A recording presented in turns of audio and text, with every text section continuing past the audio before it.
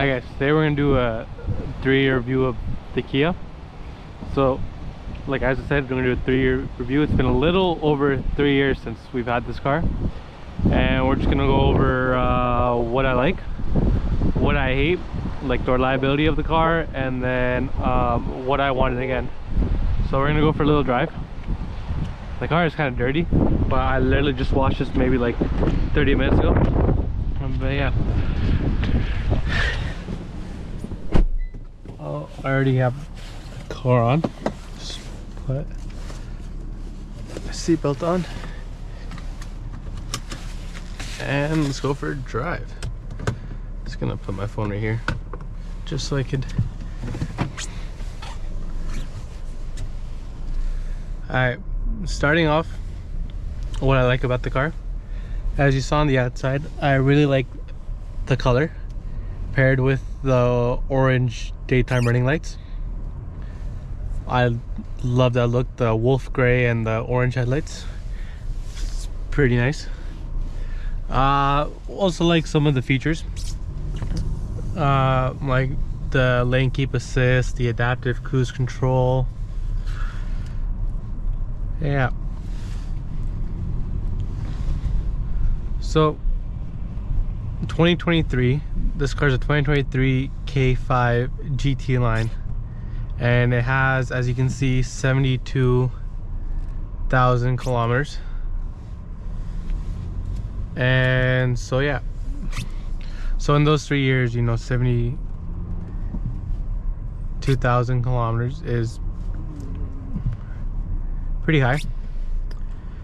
So yeah, things I like were the color, the daytime running lights, orange lights, the features like the adaptive cruise control, lane keep assist.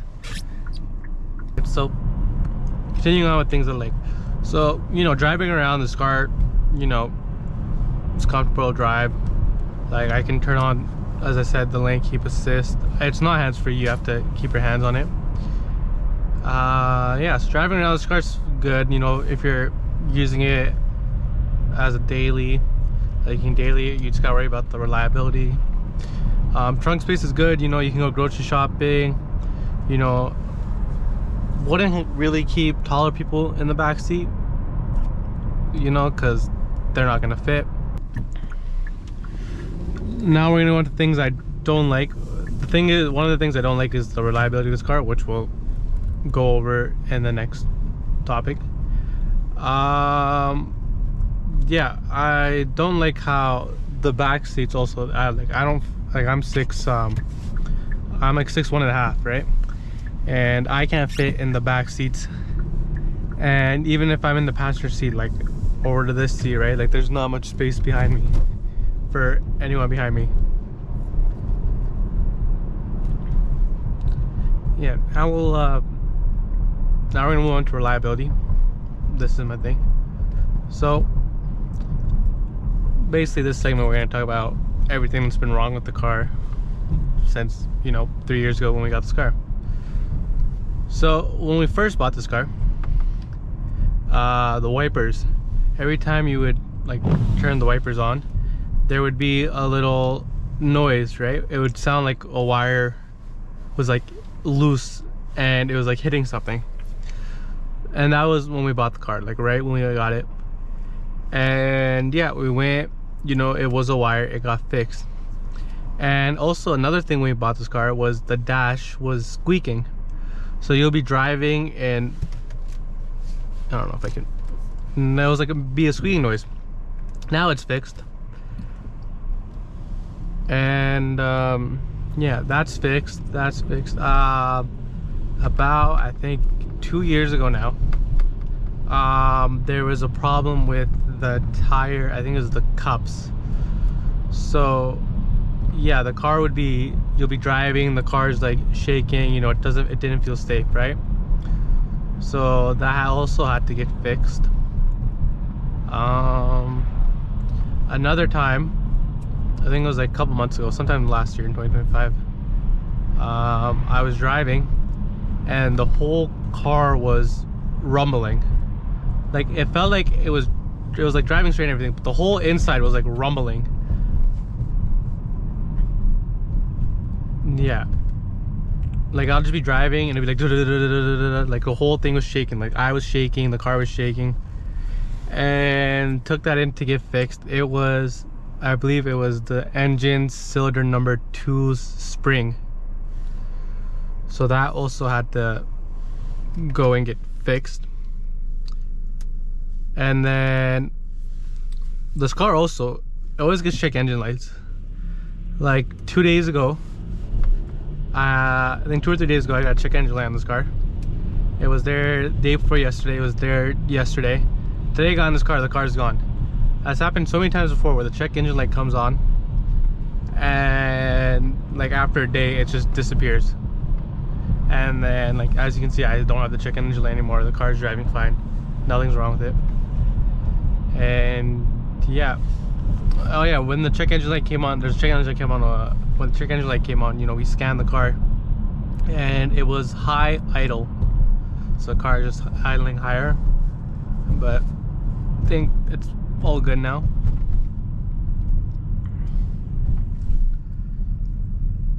So I want to know one thing. If you have a Kia K5 GT line, do you guys have these problems too? Let me know.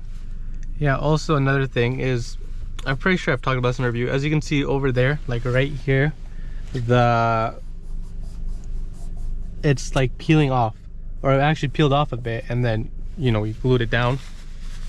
Oh yes, another thing was a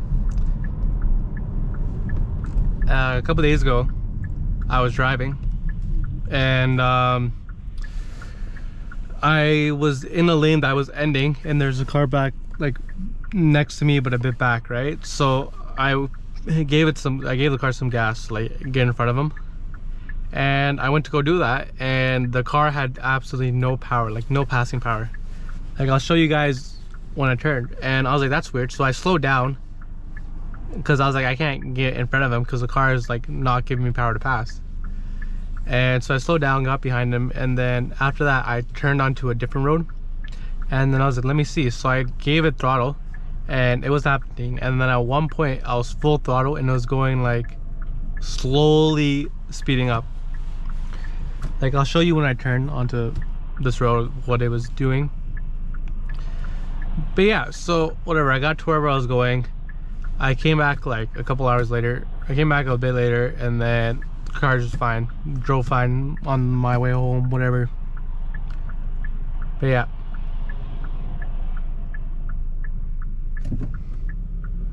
So here I'll show you what was happening. So let's say when I was full throttle, it was I think it was something like this, like where it was slowly going up and I was full throttle or almost full throttle. But yeah, and I'm just barely pushing the throttle right there. But with this car, like this isn't full throttle, it's about like, yeah, that's what it should have done when I tried passing the car. Actually a bit less than that, but yeah, but it didn't do it at all. But as you can see now, like it's fixed. It fixed itself. Another thing is parts on this car are expensive. Like the windshield here, it is like a heated windshield, like because as you can see the little lines, you know, you can push this button, the windshield heats up and everything. And I remember one time when I went to the dealership, you know, I went to go ask the guy like how much was the windshield. I can't remember what he said, but he was saying, the service guy or the parts person at the dealership, he was like, parts on this car are expensive. I think the headlight was, I don't know, I think he said like $1,500 or like $2,000 for a headlight on this car. And yeah, so that is a lot.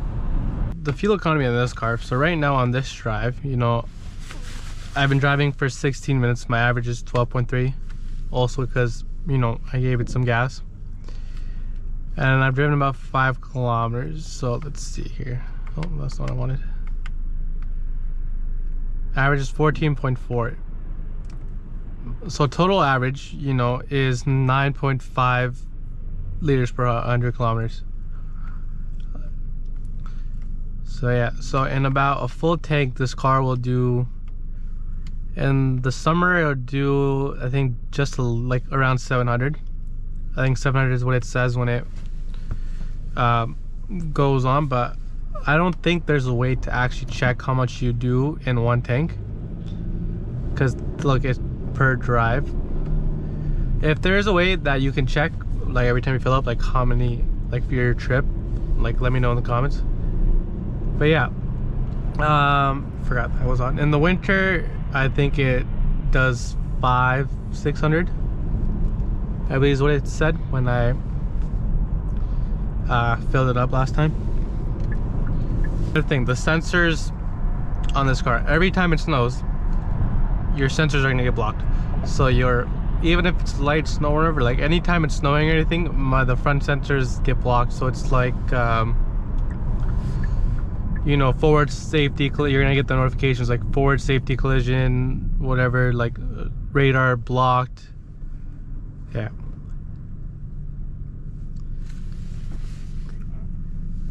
This car has the sensors at the front, but there's no actual like front like parking sensors, if you know what I mean, like telling you how far you are from, you know, like let's just say the car in front of you or like a water thing. There are sensors at the back that will beep.